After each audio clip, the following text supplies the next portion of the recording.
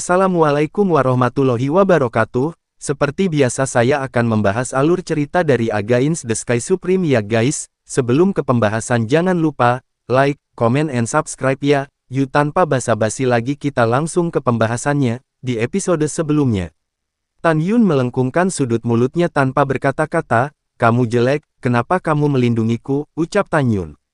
Yu Yunsi memutar matanya, kamu pikir, jika saya menunjukkan wajah asli saya, maka seseorang akan merampok saya, bukankah Anda melindungi saya? Jika Anda bertemu orang yang kuat, Anda tidak dapat melindungi saya, mungkin Anda akan mati, lalu aku melakukan ini, bukankah itu hanya untuk melindungimu, ucap Yu Yunsi. Tan Yun menggelengkan kepalanya, oke putri ketujuh, apa yang kamu katakan benar, ucap Tan Yun. Hihi, tentu saja, Yu Yunsi tersenyum, oke, ayo pergi, ucap Yu Yunsi. Baiklah, ucap Tan Yun menjawab, mengemudikan Senzu untuk menghadapi hembusan angin laut, dan berlayar ke lautan iblis. Wow, itu benar-benar indah. Tan Yun, ini pertama kali saya melihat area laut yang lebih besar dari Laut Shanghai di Shizu, saya sangat senang. Tan Yun, lihat itu, apakah itu pelangi, atau 9 jalur, ucap Yu Yunsi. Dalam 6 bulan berikutnya, suara gembira Yu Yunsi terdengar dari waktu ke waktu di Senzu. Tan Yun memandang Yu Yunsi, tersenyum seperti bunga, sedikit linglung. Mungkin Yu Yunsi sangat senang sehingga dia benar-benar menari di atas kapal Senzu. Dia menari dengan anggun seperti kupu-kupu, menari dengan anggun. Tiba-tiba, Tan Yun mengerutkan kening, merasakan niat membunuh yang dingin diselimuti lautan awan yang luas. Dilihat dari nafas, total ada 9 orang, dan semuanya berada di alam Tao. Berhenti. Dengan suara dingin yang tak terbantahkan, segera, 9 pria parubaya kekar melakukan tendangan voli dan menghalangi jalan Senzu. Tan Yun mengendarai Senzu untuk melayang di udara, melirik 9 orang, dan menemukan bahwa pemimpinnya adalah kesempurnaan agung alam Dewa Tao, dan 8 orang yang tersisa semuanya berada di tingkat ke-9 alam Dewa Tao. Aku tidak tahu apakah kamu menghalangi jalan, apa yang kamu lakukan, ucap Tan Yun berkata dengan senyum tipis.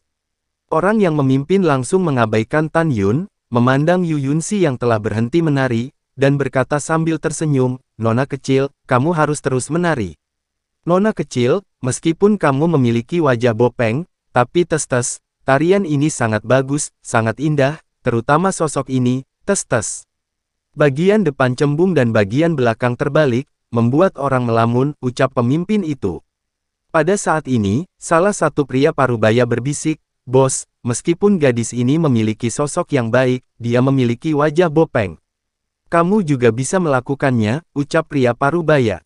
Aku akan meniduri ibumu, pria parubaya berpakaian hitam di kepala menendang pria parubaya itu mengutuk dan berkata dengan senyum jahat, apa yang kamu tahu, pikirkan tentang itu, ketika kamu menaklukkan wanita kecil ini, tutupi saja matamu, bukankah itu akan terpecahkan, ucap pemimpin itu. Luar biasa, ucap pria parubaya.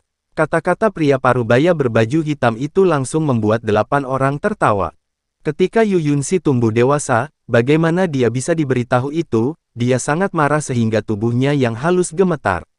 Yunsi, jangan marah, Tan Yun maju selangkah dan menepuk pundak Yu Yunsi, tidak ada gunanya marah pada sekelompok anjing gila sampah, ucap Tan Yun. Bajingan, kamu semut tingkat ke-9 alam Tao, saya ingin Anda meninggalkan uang dan gadis kecil ini, jadi saya membiarkan Anda pergi. Tapi sekarang sudah terlambat. Tanpa menunggu pria parubaya berpakaian hitam itu berbicara, dia dipotong oleh Tan Yun, dia adalah tunanganku. Kamu segera berlutut dan meminta maaf padanya, lalu tampar dirimu 100 kali, lalu serahkan barang-barangmu, dan aku akan membiarkanmu hidup, ucap Tan Yun. Hahaha, pria parubaya berpakaian hitam di kepalanya tiba-tiba tertawa, memandang Tan Yun seperti orang bodoh, apakah kamu mendengar itu? Pria berambut putih ini meminta kami untuk berlutut dan menamparkan satu sama lain 100 dan menyerahkan barang-barang lagi, ucap pria berbaju hitam. 8 lainnya tertawa, menatap Tan Yun dan membuat kata-kata kasar. Lao Jiu, pergi dan hancurkan benda bodoh ini, ucap pria parubaya berbaju hitam itu memerintahkan, sama sekali tidak peduli dengan kehidupan yang hidup. Rupanya, ada banyak darah di tangannya. Baik kakak tertua, ucap seorang pria parubaya dengan tinggi sekitar 10 kaki melompat ke Senzu sambil menyeringai, dan muncul di depan Tan Yun dalam sekejap seperti singa. Boom! Dengan pukulan, kekosongan itu runtuh. Dalam pikiran orang ini, dengan kekuatannya di alam Dewa Tao tingkat 9, membunuh Tan Yun yang berada di alam Tao tingkat 9 tidak berbeda dengan menghancurkan seekor semut.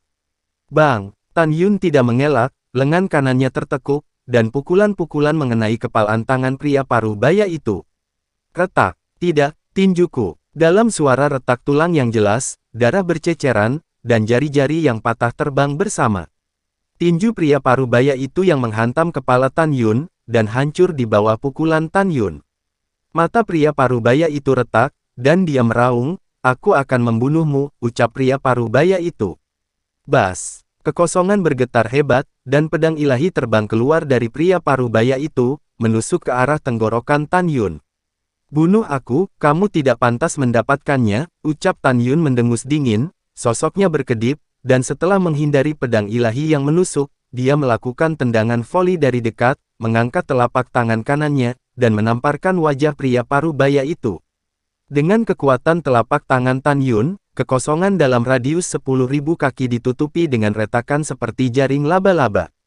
Kecepatannya sangat cepat sehingga pria parubaya itu tidak bisa membuat respons sama sekali. "Saudaraku, dia terlalu cepat, selamatkan aku." Bang! Teriakan minta tolong Jiu Tua tiba-tiba berakhir, dan seluruh kepala Tan Yun diledakkan oleh telapak tangan Tan Yun. Plop! Mayat tanpa kepala itu jatuh ke dalam kehampaan, dan begitu jatuh ke lautan iblis, dia digigit dan dimakan oleh binatang laut yang jelek. Melihat Tan Yun yang membelanya, dan Yu Yunxi di kapal Senzu, dia bisa melihat bahwa dia sedikit gembira, dan rasa aman tumbuh di hatinya. Tampaknya selama dia ada di sana, semuanya cerah dan semuanya indah. Dalam kehampaan, 8 orang yang tersisa memandang Tan Yun, mata mereka terkejut pada awalnya, kemudian mereka terbakar amarah dan mata mereka merah. 8 orang dikejutkan oleh kemampuan Tan Yun untuk melompat, mereka tidak pernah membayangkan bahwa ranah Tao ke-9 membunuh tingkat ke-9 yang lama dari ranah alam Dewa Tao ke-9. Marah karena 9 dari mereka telah bersumpah saudara sedini 300.000 tahun yang lalu. Dalam 300.000 tahun, 9 orang telah berbagi berkah dan berbagi kesulitan, saya tidak pernah berpikir bahwa 9 orang tua akan mati hari ini. Kakak, yang ketiga meraung, pasti kecerobohan saudara ke-9, jika tidak, bagaimana anak itu bisa membunuh saudara ke-9? Kakak, pesan, biarkan saudara-saudara menghancurkan bajingan ini menjadi berkeping-keping, ucap saudara ketiga. Pria parubaya berpakaian hitam yang memimpin, gemetar karena marah, "Saudara-saudara, bunuh dia untukku, balas dendam saudara ke-9, dan ketika dia dibantai, semua orang memiliki bagian dalam wanita kecil itu," ucap pria parubaya itu. "Baik kakak," dengan flip tangan kanannya, dia memegang pedang lebar, dengan kekosongan tiba-tiba runtuh, sinar pedang puluhan ribu meter, menelannya ke arah Tan Yun. Swiss. Hampir pada saat yang sama, 6 orang yang tersisa mengorbankan pedang suci, menyebar dari kehampaan, dan setelah mengelilingi Senzu, mereka melepaskan seberkas pedang dengan atribut berbeda satu demi satu. Tan Yun yang melayang di atas Senzu, setelah mendengar upaya orang banyak untuk membunuhnya. Matanya menunjukkan niat membunuh yang tidak terselubung, sekelompok binatang buas yang tidak toleran terhadap surga, "Kalian semua harus mati hari ini," ucap Tan Yun. Langkah ilahi Hongmeng. Wosh! Tan Yun berteleportasi puluhan ribu kaki ke kiri, menghindari cahaya pedang dari ketiga yang lama, tetapi juga cahaya pedang yang keempat, dan muncul di depan yang keempat. "Tidak, Bang!" Saudara keempat menjerit, dan seluruh kepala Tan Yun diledakkan dengan pukulan, dan jiwanya hancur. Ketika mayat tanpa kepala itu jatuh, pedang suci di tangannya juga terlepas dari tangan mayat. "Hei!" Ketika Tan Yun memberi isyarat, cincin leluhur saudara keempat dibawa ke cincin leluhur di antara jari-jarinya, dan pada saat yang sama, pedang ilahi juga terbang ke tangannya. Alasan mengapa Tan Yun tidak mengorbankan pedang sucinya adalah karena dia tidak ingin darah para bajingan ini mencemari pedang sucinya, itu saja. "Matilah," ucap Tan Yun. Suara acuh tak acuh Tan Yun memasuki telinga pria parubaya berpakaian hitam, dan apa yang terjadi selanjutnya membuat pria parubaya berpakaian hitam itu sangat ketakutan. Puci, Puci. Di hadapannya, dia melihat Tan Yun memegang pedang suci dan bergerak sangat cepat, karena kecepatannya terlalu cepat, seperti 6 Tan Yun, muncul di depan 6 saudara angkatnya pada saat yang sama, dengan banyak darah, itu menembus tengkorak 6 orang. Segera, sinar pedang yang dilepaskan oleh 6 orang menghilang dari langit di atas Senzu, dan 6 mayat yang jiwanya hancur semuanya jatuh ke dalam kehampaan. Dengan lambaian tangan kanan Tan Yun, kekuatan leluhur menyelimuti 6 mayat. Segera, cincin leluhur pada mayat, bersama dengan pedang ilahi dan pedang ilahi setelah kematian 6 orang, terbang ke cincin leluhur Tan Yun. Harta rampasan ini, Tan Yun secara alami ingin mengumpulkan. Di masa depan, dia dapat mencari Fang Cheng, menjual rampasan, mendapatkan batu leluhur, dan membuka pagoda harapan yang diberikan Fang Zixi kepadanya untuk berlatih. Menakutkan, ucap pria parubaya berbaju hitam itu menggigil. Dia bisa melihat bahwa dia sama sekali bukan tandingan pemuda berambut putih itu. Wosh! Pria parubaya berbaju hitam yang sangat ketakutan, meledak dengan kekuatan tao angin di tubuhnya yang membawa tornado, dan berbalik dan meluncur melalui kekosongan dengan kecepatan tinggi. Ingin melarikan diri, serahkan hidupmu padaku, ucap Tan Yun. Tan Yun melakukan langkah ilahi Hongmeng, dan setelah hanya 3 kilatan di atas laut, dia memblokir pria parubaya berbaju hitam. Maafkan hidupku, selamatkan hidupku, ucap pria berbaju hitam, menghadapi Tan Yun. Pria parubaya berbaju hitam itu tidak memiliki keberanian untuk melawan sama sekali. Dia berlutut di udara dan sering bersujud kepada Tan Yun. Tan Yun menutup telinga, memegang pedang ilahi, dan berjalan menuju pria parubaya berbaju hitam. Melihat bahwa memohon belas kasihan tidak berguna, pria parubaya berpakaian hitam buru-buru berlutut dan berbalik, menghadap Yu Yunxi di kapal Senzu dan bersujud, "Maaf, saya menyinggung Anda karena saya tidak mengenal Taisan. Saya benar-benar tahu aku salah, Apa yang kamu lakukan dengan itu, aku bisa melakukannya, tolong biarkan tunanganmu, selamatkan hidupku, aku mohon," ucap pria berbaju hitam. Berpikir kembali ke adegan di mana pria parubaya berbaju hitam berulang kali mempermalukannya, Yu Yunxi merasakan kemarahan di hatinya, dan tahu.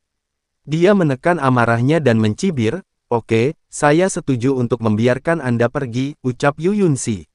Terima kasih, ucap pria parubaya berpakaian hitam dengan cepat berterima kasih padanya, seolah-olah dia telah pergi dari neraka ke surga, tetapi Yu Yunxi kata-kata berikutnya kejam, menjatuhkannya dari surga ke neraka lagi. Tidak perlu berterima kasih, Yu Yunxi berkata dengan dingin, "Aku berjanji untuk tidak membunuhmu, bajingan ini, tetapi jika tunanganku membunuhmu atau tidak, aku tidak bisa menahannya," ucap Yu Yunxi. Pria tua berbaju hitam dia melompat ke udara, dan ketika dia hendak menyerang Yu Yunxi, cahaya ungu melintas melewatinya, berubah menjadi Tan Yun berjubah ungu, dan terbang di samping Yu Yunxi. Pada saat ini, melihat pria parubaya berbaju hitam dalam kehampaan, matanya melebar, darah berdarah dari 7 lubangnya, dan ada luka mengejutkan di antara alisnya. Namun, tepat ketika Tan Yun lewat di belakangnya, sebuah pedang menusuk kepalanya. Ketika Tan Yun memberi isyarat, cincin leluhur di jari pria parubaya berbaju hitam menghilang dari udara tipis, dan dibawa ke tangan Tan Yun di saat berikutnya. Setelah itu, Tan Yun memeriksa barang-barang di cincin leluhur. Apa yang membuat Tan Yun bahagia adalah bahwa 9 orang itu layak menjadi kultivator dari alam Raja Tao, cincin leluhur 9 orang, batu leluhur kelas rendah, kelas menengah, kelas tinggi, dan kelas atas, semuanya diubah menjadi batu leluhur kelas, itu mencapai 80 juta. Tan Yun, mungkin 9 orang jahat ini biasanya menggertak yang lemah dan merampok orang kaya, Yu Yunxi berkata, "Mereka pantas mati, mereka pantas mendapatkannya," ucap Yu Yunxi. "Iya," Tan Yun mengangguk, "ayo pergi," ucap Tan Yun. Kemudian, Tan Yun mengendarai Senzu dan terus terbang ke timur. Waktu seperti anak panah, dan segera, Tan Yun mengendarai Senzu dan terbang selama hampir 370 tahun di lautan sihir. Selama periode ini, ketika Tan Yun menerbangkan Senzu di laut, dia bertemu dengan lusinan geng yang ingin membunuh orang, tetapi semua yang ingin bunuh diri dibunuh dengan kejam. Sejauh ini, jika semua batu leluhur di tubuh Tan Yun diubah menjadi batu leluhur berkualitas tinggi, jumlahnya telah mencapai 4,8 miliar. Selain batu leluhur, ada juga banyak sumber daya budidaya dan bahan pemurnian yang dapat dijual di Fangcheng di masa depan. Tan Yun, lihat laut di bawah, itu telah berubah menjadi abu-abu pucat, di Shenzhou, Yu Yunxi menjelaskan, dikatakan bahwa semakin dekat Anda sampai ke daerah terlarang di tengah Laut Iblis, warna laut akan berubah. Awalnya abu-abu muda, lalu abu-abu, abu-abu tua, abu-abu mati, hitam muda, dan hitam.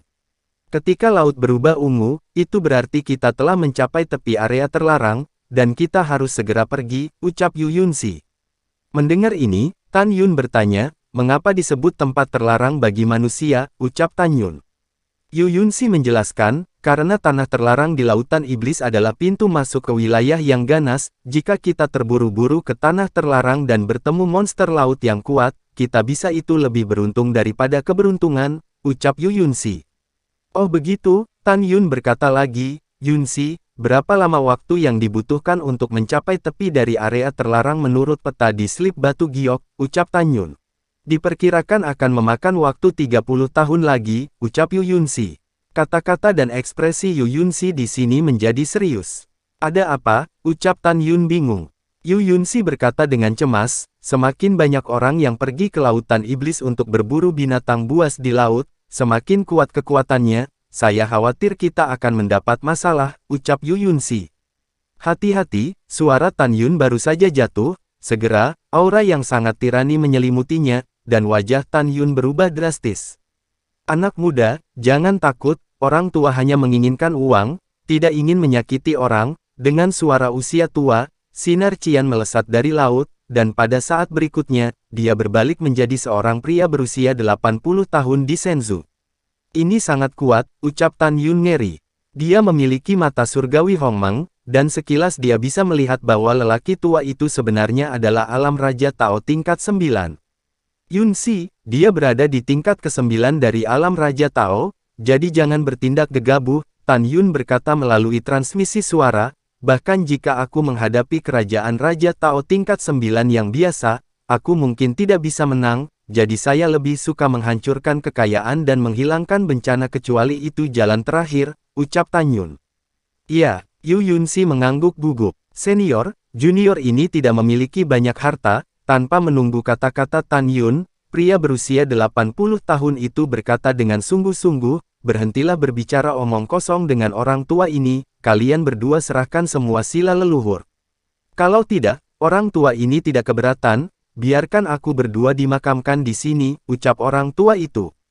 Iya, Tan Yun buru-buru menjawab, menahan sakit hati, ketika dia ingin melepas cincin leluhurnya, dia tiba-tiba memikirkan sesuatu dan bertanya, Senior, bisakah junior ini bertanya padamu, sebelum memastikan untuk menyerahkan semua barang-barangmu, ucap Tan Yun.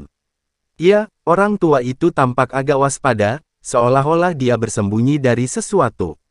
Mata Tan Yun berkedip, dan dia bertanya, Senior, junior ini melihat bahwa Anda berada di area terlarang dari wilayah Dewa Benua Barat ke Lautan Iblis. Apakah Anda dari wilayah ilahi Benua Barat, ucap Tan Yun. Lelaki tua ini berasal dari wilayah ilahi Benua Barat, lelaki tua itu mendesak, cepat dan serahkan batu leluhur, lelaki tua ini memiliki sesuatu untuk dilakukan, ucap lelaki tua itu. Senior, junior akan memberimu cincin leluhur, Tan Yun bertanya sambil memilih cincin leluhur, karena kamu berasal dari wilayah Dewa Benua Barat, apakah kamu tahu Markis Shenwu dari dinasti leluhur Benua Barat, ucap Tan Yun. Markis Shenwu, ketika lelaki tua itu mendengar kata-kata itu, rohnya tiba-tiba menarik perhatiannya, tentu saja aku tahu tentang Markis Shenwu, orang tua ini tidak hanya tahu, tetapi juga mengetahuinya. Markis Shenwu dipanggil Xiao Zhang, yang awalnya adalah pengawal putri ke-7. Puluhan ribu tahun yang lalu, lelaki tua ini pergi keluar kota leluhur Shizhou, dan menyaksikan perjodohannya melalui layar batu giok dalam sejuta tahun, oh tidak, itu sangat cocok dengan Putri Chouko, ucap pria tua itu. Mendengar ini, Tan Yun dan Yu Yunxi menghela nafas lega, dan mereka dapat mengetahui dari kata-kata pihak lain bahwa mata pencuri ini orang tua itu berasal dari dinasti leluhur Shizhou. Oke, orang tua ini tidak punya waktu untuk berbicara omong kosong denganmu, orang tua itu memarahi, cepat dan serahkan cincin leluhur, ucap orang tua itu. Ketika Tan Yun hendak berbicara, Tiba-tiba, suara perempuan yang kasar dan mengejek terdengar di langit. Hahaha, Zhou Liren, aku berkata bahwa kamu terlalu mencintai uang dan cepat atau lambat akan mati karena hartamu. Kamu dikejar olehku dan suamiku, kamu tidak lari untuk hidupmu dengan panik, dan kamu merampok setengah jalan demi uang, dan membuang-buang waktumu, ucap wanita itu. Pada saat ini, suara kasar lainnya terdengar, dan berkata, Nyonya Zhou, sepertinya lelaki tua Zhou akan menghancurkanmu hari ini, ucap pria di samping wanita itu. Mendengar ini, Zhou Liren yang berada di depan Tan Yun, sangat ketakutan sehingga dia ingin melarikan diri. Tiba-tiba, dua sosok tersapu Senzu Tan Yun. Seorang pria parubaya kurus dengan kumis berdiri di depan Senzu, menghalangi jalan Zhou Liren. Pada saat ini, seorang wanita dengan pesona menawan berdiri di ujung perahu Senzu, menghalangi mundurnya Zhou Liren. Kalian berdua bajingan dari Sekte Ilahi Benua Timur, Zhou Liren berkata dengan marah, apakah kamu lelah, dari perairan wilayah Ilahi Benua Timur, kamu mengejar kakekmu sampai ke perairan wilayah Ilahi Benua Baratku, ucap Zhou Liren.